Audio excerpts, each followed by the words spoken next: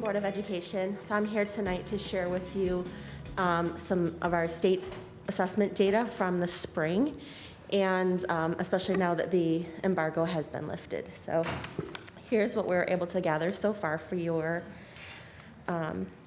knowledge and awareness. So one thing I want to share, just for your awareness, is just about approximately how long it takes to take an assessment.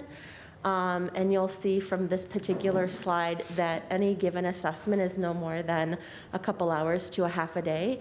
We do know that some of our students that really want to be careful and take their time take a little bit longer, but this is the approximation of how long it takes to take each test.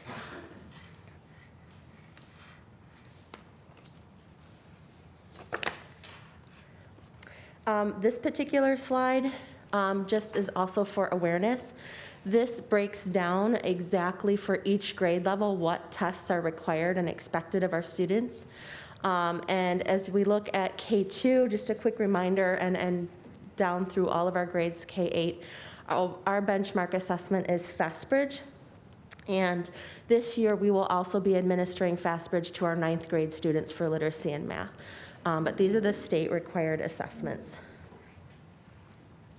So on the upcoming slides, what you will see is some of our state assessment results along with our Bloomfield Hills results. So this particular slide, this is the state of Michigan, and so this is statewide. These are assessment results that were shared by Dr. Rice. And what you'll notice on this particular one, what Dr. Rice has noted is that the percentages of 8th and 11th grade students who scored proficient or above this year on ELA with regard to PSAT and SAT tests has improved over 2019, while the percentages of students who scored proficient and or above in ELA, math, and social studies and other grades declined a little bit. Dr. Rice noted that precise comparisons to any previous year's scores would be difficult. Students did not take the MSTEP or other state assessments in the year 2020. They were waived. The percentages of students who took ELA and math MSTEP tests ranged in the spring of 2021 from across the state from about 64 to 72% of our students testing. The 2020-21 school year was very uneven, with definitely high health risks for many of our students and staff. This is from Dr. Rice. Inconsistent technology across the state and variations in teaching and learning across the state. Any analysis of MSTEP results must factor in the low participation rates in state testing. And so these are the comments from Dr. Rice about the statewide results that I wanted to share. We are now going to take a look at some of our BHS results. And similarly to the way the state results are reported, we put together a table that shows our 2019, which is the last time our students took state assessments, to this past spring in 2021. You'll note that in BHS, our 3rd, 4th, and 5th grade students who scored proficient in ELA are up or have increased since 2019. Students who scored proficient increased or stayed the same for the most part in those lower grades. Note that 8th grade takes PSAT, so does not the MSTEP and ELA, and that in the SAT, the ELA students who scored proficient in 11th grade is up comparatively, and math went down a little bit. When we take a look at our social studies results, that's MSTEP, it stayed the same, whereas our SAT scores have increased. I wanted to mention too that when we look at when Dr. Rice talked about the percentages of students across the state that took the assessments, when we look to Bloomfield Hills, in the elementary schools we had approximately 90% of our students take the assessment, whether they were in person. We also offered this to our Bloomfield virtual students if they would like to come in and test. And so we had close to 90% of our students test in the elementaries. And then as we look towards high school, we had about 75% of our students take the assessment. I want you to keep in mind, too, that when we look from 2019 to spring of 2021, that Those third graders who took the test in 2019 were fifth graders in 2021. So you can see how they did in 2019 as third graders, and then if you go down 2 rows and across, you can see how they did in 2021. So for some grades, amidst this pandemic, we can see how kids did 2 years later. As I continue to share results this evening, as I have plenty to share, I do want to thank at this time as well our technology department, specifically for helping to make sure we had devices ready across the district to provide a safe environment for students to test and social distance and bring them in safely. And I want to thank our communications team for sharing the information with families so they could make an informed decision about testing. Carrie, can you just say why the science is NA? There were no results available at this time. They were starred out, which means the state could be doing something with finalizing those at this time. Okay, so it's not as if They're we not have enough, we don't have enough data. It's just that data has not been released by the state yet. Thank Correct. you. Even though Dr. Rice released data for the state in total, but not down to the district. Correct. Got it. What you see here is our MSTEP results for 3rd through 7th grade in ELA and math. We know that the state has set a proficiency target of 60% for ELA and 47.55% for math. And that target goes through 2024-25 school year. Our BHS students are above the county and state averages across the board, and that includes social studies as well. Obviously, those school index targets were set back in 2016, and again, they remain constant through 2024-25. As we look to our how we're doing for the years 2017, the last 4 years of testing, we can see how each grade did in ELA and math, and then as we look at 8th grade for 2019 and 2021, that's when that particular grade level switched to the PSAT. But you can see over time how we've done over the last 4 years with the MSTEP and the PSAT 8 results. When we look at this, we see 3rd, 4th, and 5th grade ELA show that students were above the previous 3 years of testing. 6th grade is comparable to previous years in ELA, and 8th grade is just above the 27-18 years, and just below what we were at 2019 with 84% proficient. 3rd and 4th grade math show that the number of students proficient is slightly above the last 3 years of data. 5th grade is comparable with previous years. 6th, 7th, and 8th grade are down slightly from 2019, but students performed above or close to normal compared to previous years. And again, this is all in the midst of a pandemic. This next particular graph shows you our trend, again, over time. When we look at 3rd grade for just ELA, for example, that first bar is 2017, the next bar is 2018, that third bar is 2019, and that last bar is 2021. What this is showing you is similarly to that last graph, but what's added in here are how we did compared to the state and the county at each grade level with regard to ELA.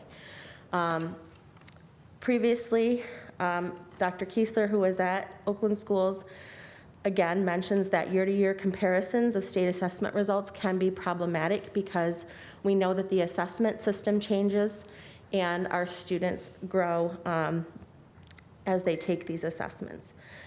Just a quick reminder that when you look at this, the county is in the red line and our state is represented in the yellow line, and clearly we are above, again, both the state and the county averages for all of those years. So although we are above in 8th grade, the state and county had an increase. Yeah, and that was, so when you look at 8th grade, you'll also notice that 17 and 18 seem slightly lower compared to 2019 and 2021. That's because that's when the state switched from MSTEP to PSAT. So 2019 was the first year that the PSAT was given. So that's why on the previous chart, we were also down in 8th grade? Okay. Yes. Thank you. Are you saying that Dr. Kiesler is now at Oakland Schools? No, I'm not saying that. I'm just saying it was sorry. from a previous message, so it was Okay, just a 'cause Dr. reminder of that Kiesler, previous it message. used to be at MDE, No, but I it's know that since Wanda's left. there, yeah. These are the math results. So again, very similarly, you're seeing all 4 years of data and the trends over time and how we've compared to the state and the county averages in mathematics. And again, that reminder, when we look at 8th grade again, the first bar is 2017, the second bar is 2018. That was MSTEP, and then 2019 was the first year of SAT, and then 2021.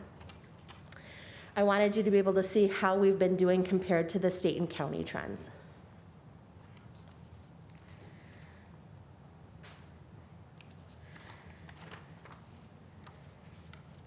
So this next one is our 2021 comparison to nearby school districts in Oakland County. And these are the averages of like what would our district average be for MSTEP for 3rd through 7th grade. So the scores are combined. And you can see how we are doing, how Bloomfield ranks next to these nearby districts along with the Oakland County average. You can see that in ELA, we are just behind the Troy School District. And that with mathematics, we are just behind Troy and Novi with our results.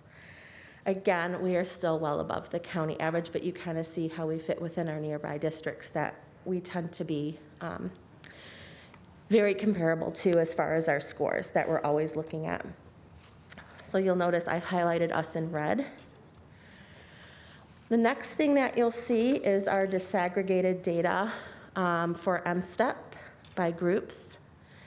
So first up, we have ELA, and so we know that in the past year, as we've been looking at data, we took our previous 3 years MSTEP and averaged that to get a baseline of where our students were at and where they were typically ranging for 2017, 18, and 19. And so that blue bar is actually our average of the 3 years for our groups.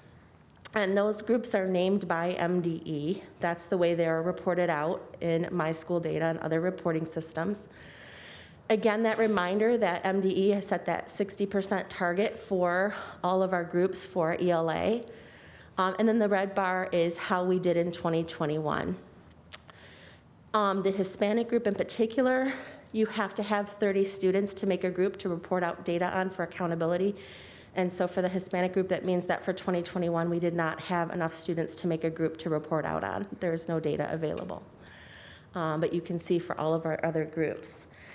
So you will notice that we have the 3-year baseline data compared to 2021. We know that the Asian group remained relatively the same here.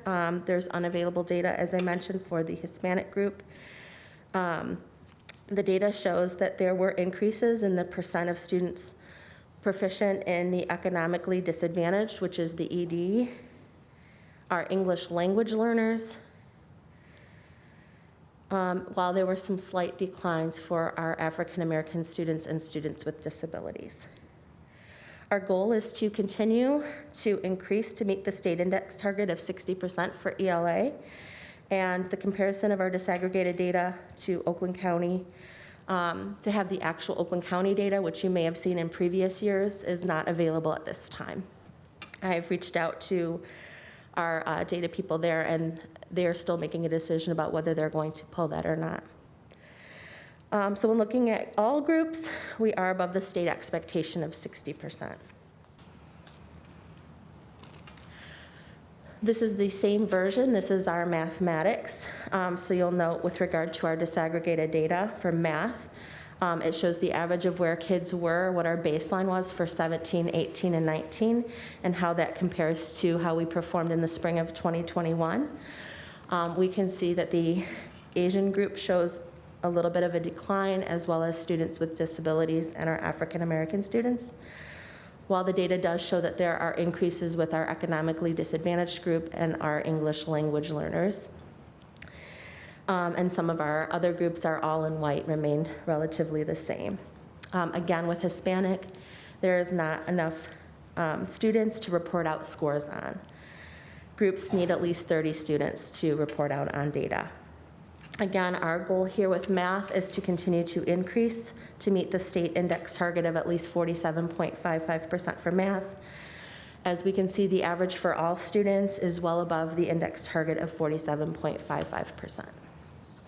Job right now, because keep in mind, we had multiple formats of learning last year. So for our students to perform at or near where they performed in a normal year is amazing, and that is thanks to all of our staff for really supporting our students with their learning last year.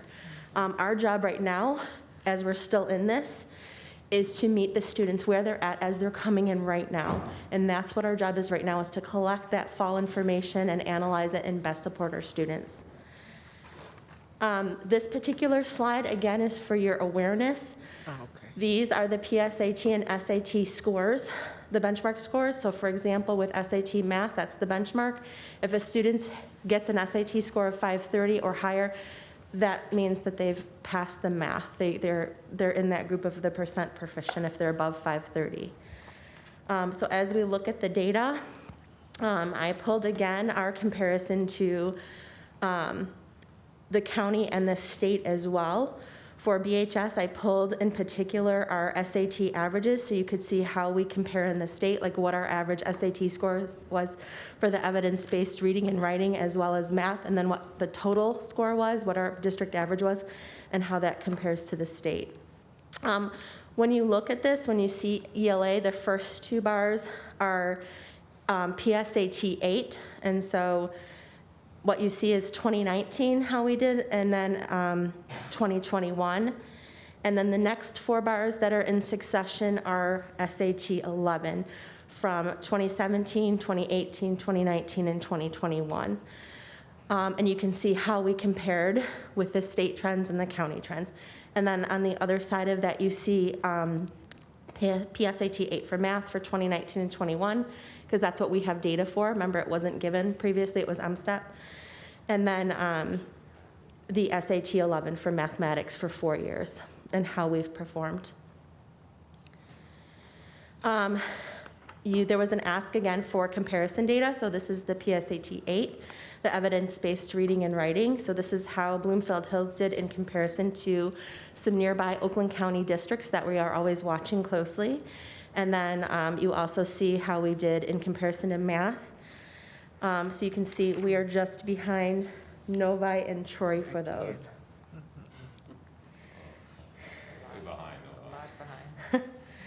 And then, again, we are above the county average in both. This, again, is the second year that we've given the PSAT 8. The next graphic, again, is the SAT 11. Yeah, we saw PSAT 8 on the previous slide, and then this slide is the SAT 11. And again, this is our comparison data. So it reports, I'm showing you the county average, how Bloomfield Hills did along with 6 other nearby school districts. The results show how each district did compared to the county results per percent proficient.